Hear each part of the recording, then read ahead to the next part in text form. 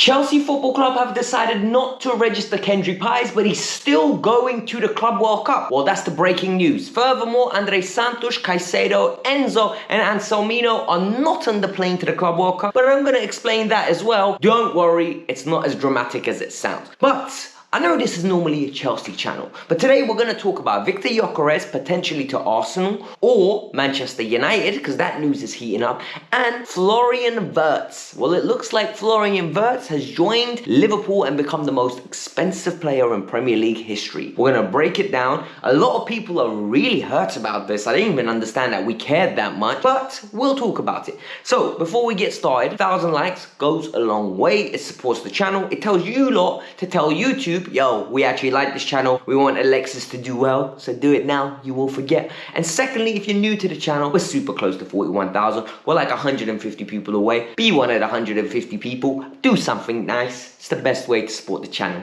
Let's get started. So, we're going to talk about Kendry Paez, right? What happened, why it happened, and what is going on here. Chelsea Football Club threw a little spanner in the works. We signed a 16-year-old that was meant to be the future of Ecuadorian football. He was smashing it. Then, all of a sudden, it got to a point where he stopped playing for the international team. He started going onto the bench. Independiente stopped playing him. He was falling out with the coach. The coach went as far as said, he's too big for the club. Too big for Ecuador. He needs to leave. He needs to move on and be challenged elsewhere. He moved to Chelsea in January.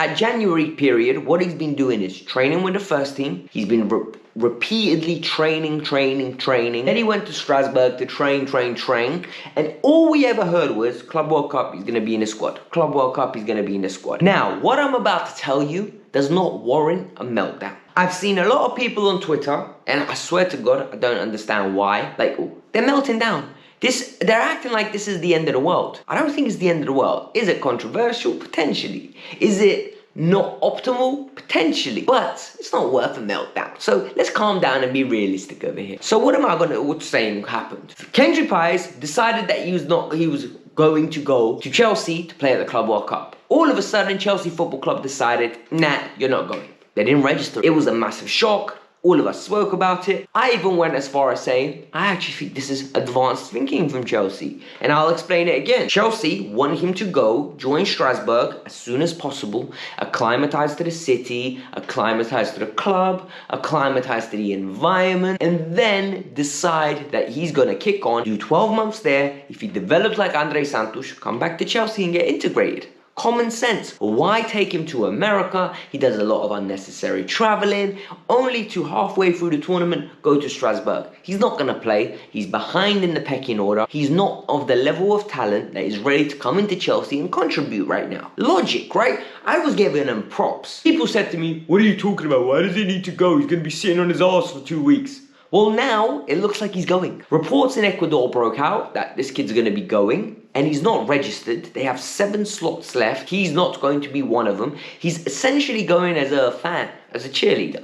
He's going to be training with them. He's going to be absolutely immersed in the squad. Might not even be allowed to sit on the bench. I don't know what the procedure is for that. But this is where it gets very interesting. He's definitely going. Ben Jacobs confirmed it. Now I'm going to tell you what I think happened, right? And this is the timeline I think what happened. Kendry Paez was deciding that he was going to go to the Club World Cup. Chelsea Football Club promised it to him. Chelsea Football Club saw him train at Chelsea, at Cobham, decided this kid's not of the level to be going to the Club World Cup. Let's send him out to Strasbourg. He spent his time at Strasbourg, got a couple of trims, tried the food, trained with the team, and Chelsea and Strasbourg decided it's best for Kendry Paez's future development for him to come to Chelsea, Strasbourg next season. But this is where the tricky part. When they decided to exclude him out the Club World Cup squad, what happened was a meltdown from his camp. And now, all of a sudden, Kendry Paez has decided that, no, I am going to go. Even if I'm not registered, I'm going to go.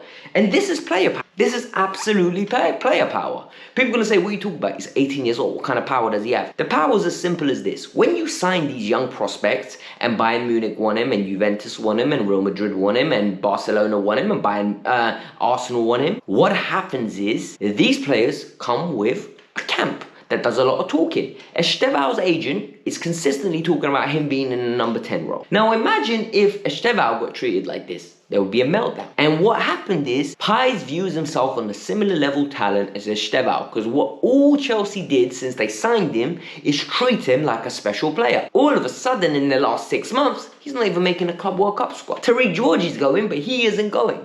Do you think his camp would have taken that well? Not a chance. Not in a bloody hell chance. So, they kicked up a fuss, and now he's going. For me, Chelsea caved into player power. Is it that deep? No, it's not. In reality, they should have registered him. If this is what you were going to do when his camp kicked up a fuss, you should have registered him, and we should have kept him going, and maybe even given him a few minutes. If you're like me, and you follow this Chelsea photo page on Twitter, you basically stay up to track. You're a hardcore Chelsea fan. That's the way I view it. Because, yo, I was refreshing that page, looking for pictures. I was like, where is my boy Andre Santos? Did they do him like they did Kendry? Where is he? I can't see it. Didn't see him. So I put out a lovely tweet. Yeah? I said, listen, show us the photo. And then it hit me. Somebody basically explained to me what happened is these players were international duty in South America. It was not logical for them to fly back to England and then from England fly all the way back to the States. They could literally get a plane from South America all the way up to North America. Logic. I didn't show any there. But ease up, relax. Anselmino, Caicedo, Enzo, and Andre Santos are definitely going to be coming to the Club World Cup, traveling by themselves or traveling as a group. I really hope they travel as a group. It will be a good bonding session for them. You know, play a little bit of bullshit, play a little bit of snap, play a little bit of poker, have a good time on that private jet, you know, get to know your teammates. But for me, it's the best news is Andre Santos is there. You lot know how high I am on this talent. He is absolutely phenomenal. I want him at Chelsea for years to come. Now enough with the Chelsea news, let's talk about Victor Gyokores. Look, Victor Gyokores has been linked with everybody, right? He's been linked with Arsenal, Chelsea, he's been linked with Man United, he's been linked with Liverpool at one point in time, there's been Madrid links, Juventus links, the links don't stop. However, it's got to the point now where he's in a similar camp to Victor Osimhen. The wages are too high, broski. You're asking for a big moolah, big peas. And the reality here is nobody wants to pay it. So what happened is recently there's been a little bit of a dispute. Sporting had a gentleman's agreement with him that they were going to let him go for 60 million euros rather than the 100 million release clause. And the chief executive has left since. He's joined Manchester City. So now they're saying, hold on, that deal don't exist for me and you. You agreed with X. X is no longer here. I'm Y. You need to agree with me. I'm not letting you go for 100 million euros. The president has come out and basically said, we'll let you go on our terms. He's basically put out messages saying this is a mess. And now I'm going to comment on the situation. Manchester United want him. Arsenal want him. What does Gyokores need to do? For me, Gyokores needs to go to Manchester United. I know they haven't got Champions League football. For me, Arteta does not want him. Arteta wants Seshko. The first instance he starts performing badly, Kai Havertz will be in the number 9 role. Seshko, on the other hand, the minute he performs badly, what Arteta will do is take him out the firing line, put him back in. Take him out the firing line, put him back in. Gyokores, on the other hand, the minute he goes to Manchester United, Ruben Amorim's going to hug him like a firstborn son. He's going to hug him like the way Georgians treat their firstborn son. You know them ones? They're going to hold him up. You know, if those of you that watch Lion King, you know the way Simba gets held up? That's the way we treat our firstborn son as a Georgians. You know? And that's the way Amorim's going to treat Gyokores. So the reality is, pick where you're going to be loved, pick where the system is built around you, and go and be happy. Listen, Manny ain't London, but Manny ain't bad. You're going to be rich, because Man United are going to pay you more. You're going to play for a manager that adores you. And more importantly, you're going to play in a system that is going to be built for you. Why are you wasting your time even contemplating Arsenal Gyokores? Go over it. Florian Wirtz, on the other hand, has decided to go and take his talents all the way to South Beach. I'm joking. He's decided to take his talents to Liverpool. So what's happened? Florian Wirtz has joined the Liverpool for £113 million. And everything I've been hearing is, what a waste of money. It's too much money. Why'd you care? Listen, Florian Wirtz is the level of talent, right, where you pay whatever it takes to get him. Yes, he is not one of the best players in the world at the moment. He could easily become it. He reminds me, right, of what Eden Hazard was at Lille before Chelsea acquired him. People can say, Alex, Eden Hazard was £30 million. This is 113, this is a record. Doesn't matter, guys. Think about it logically, right? If Eden Hazard did what he did now and Eden Hazard all of a sudden moved across in this current climate, Eden would be a 90, 100 million pound player from Lille, because Lille would have no reason not to sell him. This was Eden Hazard won Young Player of the Year twice. He won Player of the Year in France, and he helped Lille win a league and cup. And he took him into the Champions League. This guy was special. And Florian Wirtz has done something similar in the sense that he was bossing it at Bayer Leverkusen. He won him a league, and I think they won the cup. If I'm not mistaken, they lost in the Europa League final. They could have done a treble. So all in all, it is like a very glamorous player that you're acquiring. He's the poster boy of German football after Jamal Musiala. He is somebody that is fun to watch. You pay the admin fee. In my opinion, he's a better version of Joao Felix. And you don't know how much I love Joao Felix. Like, Joao Felix is one of those players where he gets the ball in the half turn, jinkity majinky, gets in between, takes a couple of shots. Florian Wirtz does that. And he does it to a much better productivity rate.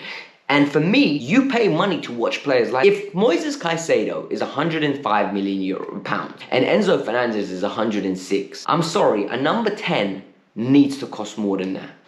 And the other aspect here is people are like, it's too much money. Can I ask you something? Who were our best players in the last 12? Moises Caicedo, Romeo Lavia, Enzo Fernandez, Wesley Fofana, and Cole Palmer. What do 4 out of 5 have in common? Cole Palmer cost 45 million. He was a bargain. The other 4, when they played, were arguably top tier talent. Why? Because Lavia cost 60 million. You knew what you were buying, you were paying a premium. Enzo and Caicedo cost 100 million. You knew what you were buying, you were paying a premium. Wesley Fofana, if he's not injured, he's arguably one of the best centre-halves in the league. You knew what you were buying, you paid a premium. You could even throw in Marco Correa. And in this case for Liverpool, it's jealousy talk. People are chatting jealous. People are like, who are you doing? What, you're broke. You can't afford it. Florian Wirtz moved to them because they could afford it. And for me, the reality is, we are going to talk about him in a positive light. We're going to say he's a very talented player, and we're all football fans. We're all going to enjoy it. We're all going to love it, and I can't lie, I'm very, very, very excited to see him play. This was the Kavkas View. Hit the like button, subscribe to the channel. If you made it this far and you want more Kavkas View, in the pinned comment below. I'm going to leave my TikTok, leave my Instagram handle, and my Twitter handle. Best places for you lot to interact with me. Go check it out. Let me know your thoughts. Peace out. I'm out.